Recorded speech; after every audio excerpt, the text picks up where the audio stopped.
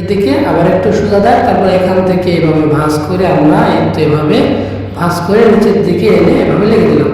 তারপর দেখুন এইখান থেকে সোজা একটু উপর দিকে দাগ, তারপরে সোজা দাগ আবার নিচের দিকে লাগিয়ে দিলাম। তাহলে কিন্তু একটি ঘরের চালা হলো। তারপরে এইভাবে তিনটি নিচের দিকে দাগ দিলাম। এরপর একটি দাগের সঙ্গে আরেকটি দাগ আমরা এভাবে লেগে দিব, তাহলে সুন্দর একটি ঘর হলো। এবং এই ঘরের সাইডে এইভাবে একটি দাগ, তারপরে এইভাবে দুটো দাগ, এইভাবে তিনটি দাগ দিলাম। এরপরে নিচে আমরা এইভাবে এই দাগ থেকে নিচের দিকে এইভাবে সোজা করে দাগ টানবো। উপর থেকে একটু গাঢ় হবে এবং নিচের দিকে আস্তে আস্তে হালকা হবে এবং চিকন হবে।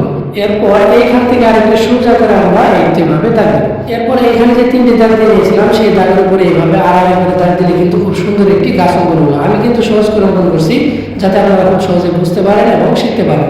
আশা করছি মনোযোগ সহকারে এই ভিডিওটি দেখলে আপনিও এই সিনারি ড্রয়িংটি শিখতে পারবেন। এটি খুবই সহজ। এইভাবে আমরা তিনটি দাগ থেকে তিনটি গাছ অঙ্কন করলাম। এরপর আমরা ঘরের এই পাশে একটি দরজা অঙ্কন করলাম, একটি সাইড ডাবল করে দিব। তারপর এখানে আমরা একটি ঘরের জানালা অঙ্কন করলাম।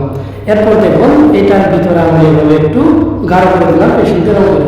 এখন দেখুন পেন্সিলটাকে এইভাবে ধরে একটু এইভাবে ভাঁজ করে একটি দাগ, আবার এইভাবে এখান থেকে ধরে একটু এভাবে নিচের দিকে নামে দিলাম। এখান থেকে আবার উপর থেকে একটু এইভাবে। দেখতে পাচ্ছেন কতটা সহজ করে আমরা তিনটি পাহাড় অঙ্কন করলাম একটি পেন্সিলের সাহায্যে। এরপর এই পাহাড়ের নিচে সোজা দাগের উপরে আমরা পেন্সিল দিয়ে এইভাবে ঘষে ঘষে কিছুটা ঝাঁ গাছ অঙ্কন করে দিব, এই তো যেমনটা থাকে পাহাড়ের নিচে। এরপর এই ফাঁকা জায়গায় আমরা একটি ছোট্ট করে নৌকা অঙ্কন করবো।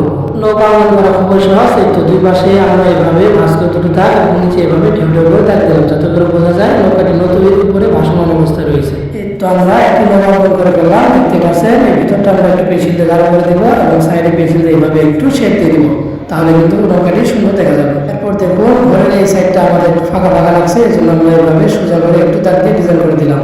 এরপর আমরা এই ড্রয়িংটা আমরা পেন্সিল দিয়ে ছোট সাইডে শেড দিয়ে দিব। দেখতে পাচ্ছেন এই পাহাড়ের সাইডে আমরা এভাবে একটু পেন্সিল দিয়ে বসে বসে শেড দিয়ে দিচ্ছি। উপর থেকে একটু গাঢ় এবং নিচের দিকে আস্তে আস্তে হালকা করে কিন্তু এইভাবে দাগ দিয়ে দিলাম। পেন্সিল দিয়ে একটু ঘষাঘষি করলে কিন্তু খুব সুন্দর একটা শেড হলো।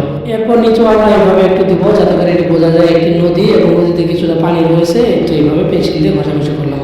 তারপর এখানে দুটো করে দাগ, এখানেও দুটো দাগ, এখানেও দুটো দাগ, এখানেও দুটো দাগ দিলাম। উপরে দাগগুলো এইভাবে চোখা চোখা করে লেগে দিব এইভাবে। তারপর এখানে সোজা করে দাগ দিলাম। এটি হবে একটি খুঁটি বা জঙ্গলা একটা আঁকলাম। তো বন্ধুরা ভিডিওটি কেমন লাগলো অবশ্যই কমেন্ট করে জানাবেন এবং ভালো লাগে একটি লাইক করুন।